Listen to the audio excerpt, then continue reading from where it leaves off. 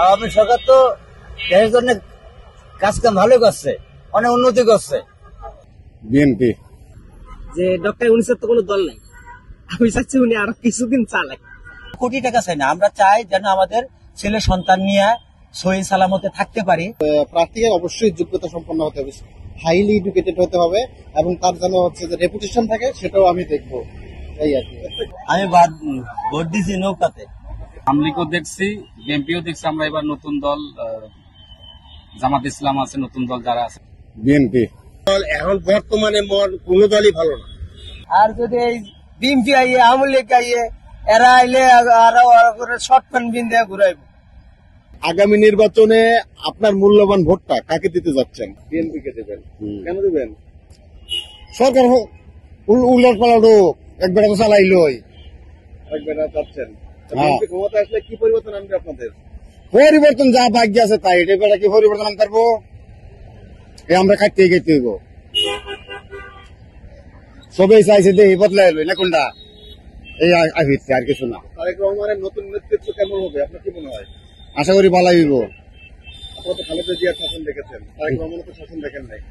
কেমন পরিবর্তন আসবে তার শাসন আমলে? দেখা যাবে কি করে।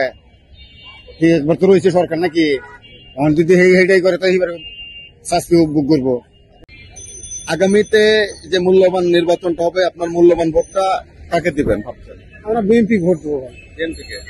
বিএনপিকে কেন দিবেন? বিএনপি দিবে দল নতুন নির্বাচন হবে। 15 বছর তো নির্বাচন হয়নি, এবার নির্বাচন হইব, সামনে আরেক যে আসবো, এই জন্য ভোটটা ওখানেই দেবো। আরেক জিয়ার শাসন বলতে এখনো দেখিনি, দেখি একটা 5টা বছর কেমন লাগে, তারুণ্যের নেতৃত্ব কেমন হবে, কেমন হয়, ভালো হওয়ার কথা তো, এই জন্য ওকে ভোটটা দেবো। আকর্ষণীয় সেটা তো ভালো লাগতেছে।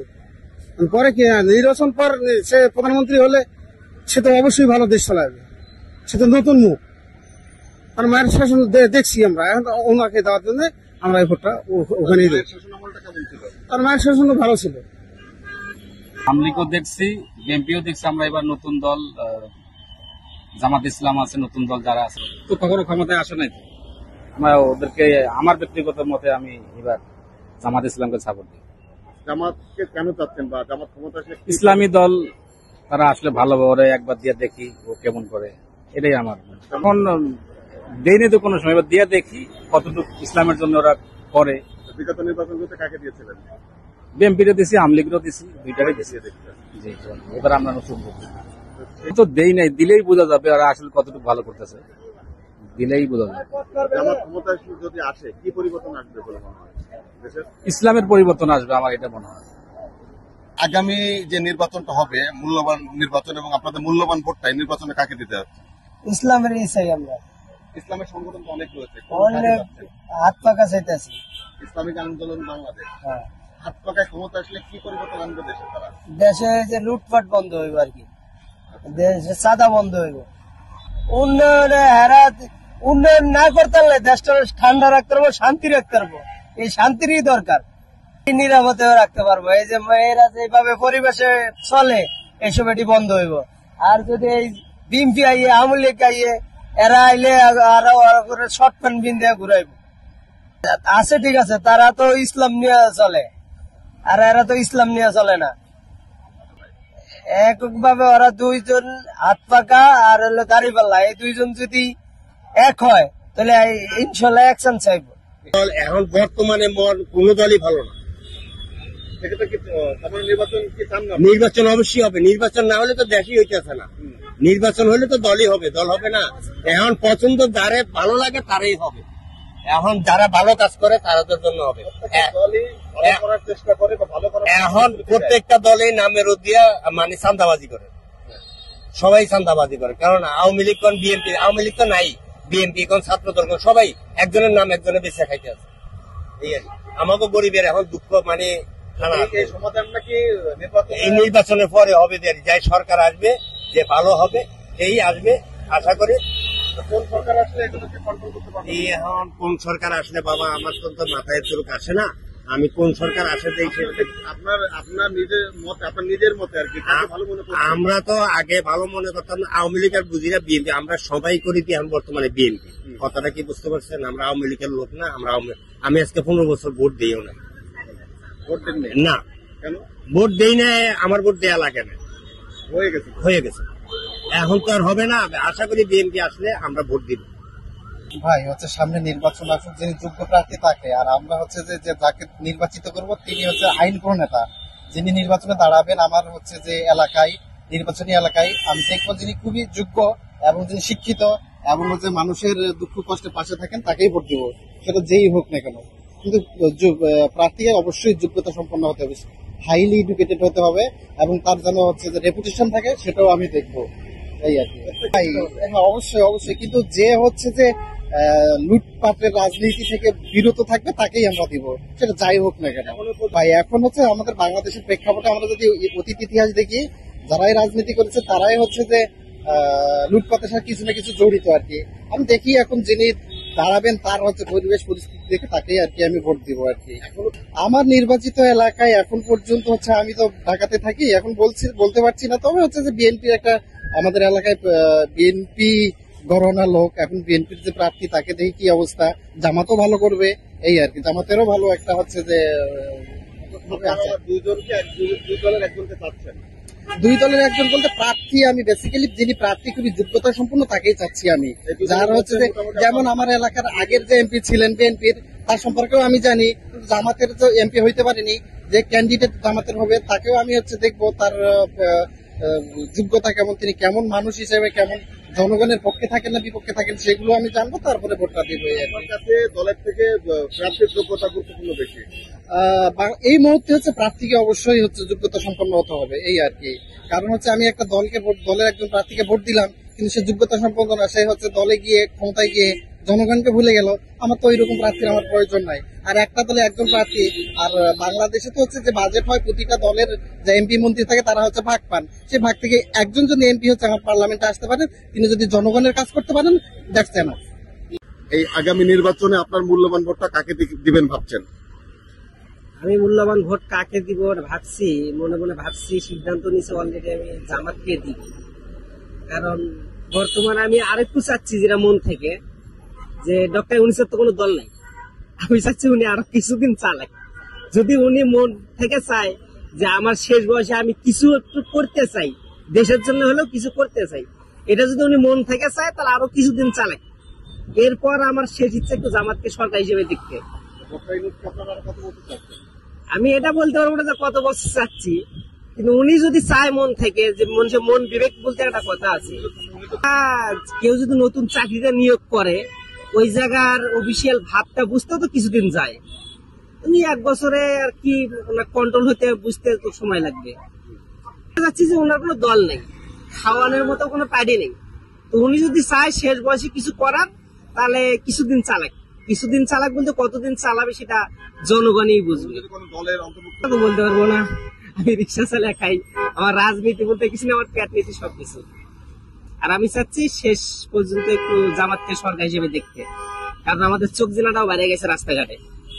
সরকার যদি জামাত চায় যে কোরআনের আইন দিয়ে দেশ চালাবে, তা আমি চাচ্ছি যে অন্তত ইসলাম অনুযায়ী চলুক।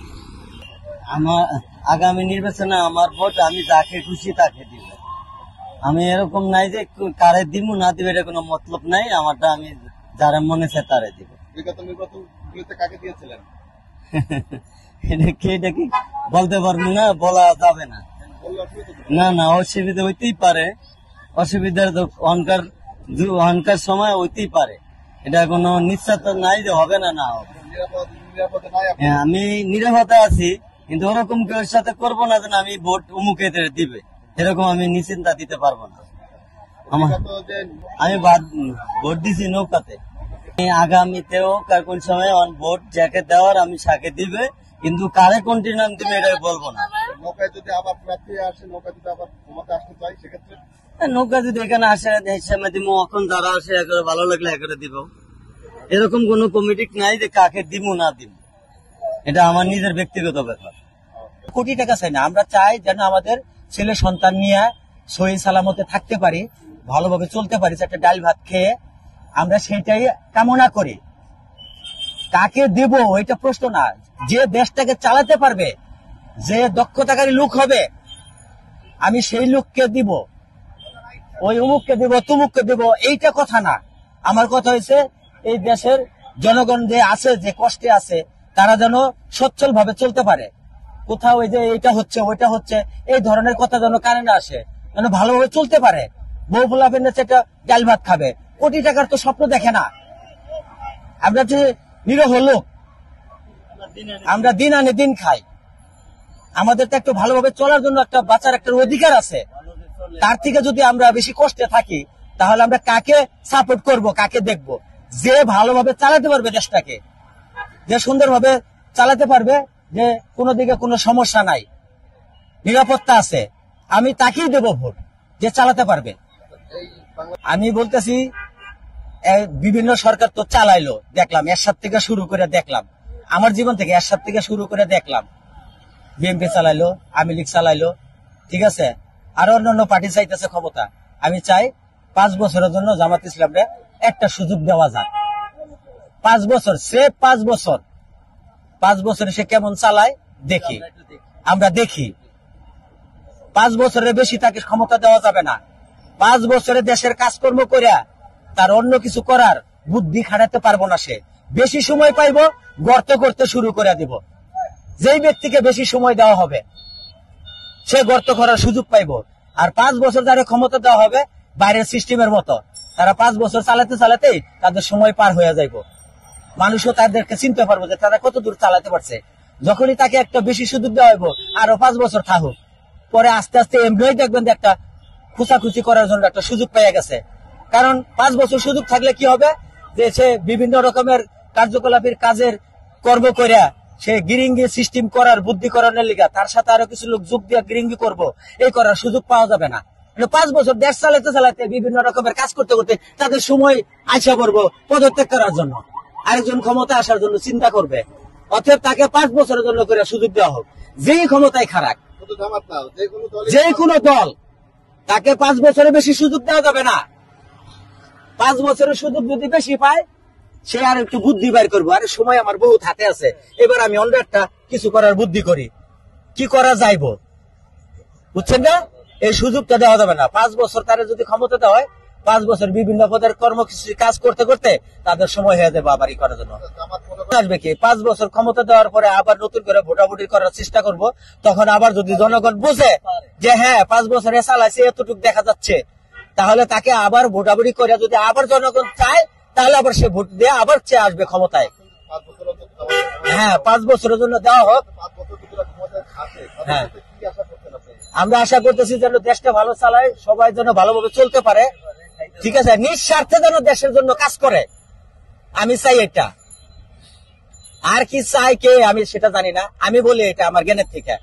5 বছরের জন্য সে দেশটারে চালাইব, দেশের নিঃস্বার্থে কাজ করব, জনগণ সবাই যেন ভালোভাবে চলতে পারে। আমি সেইটাই কামনা করি, সেইটাই আশা করি। এই জন্য বলতেছি 5 বছরের জন্য তাকে সুযোগ দেওয়া যাক।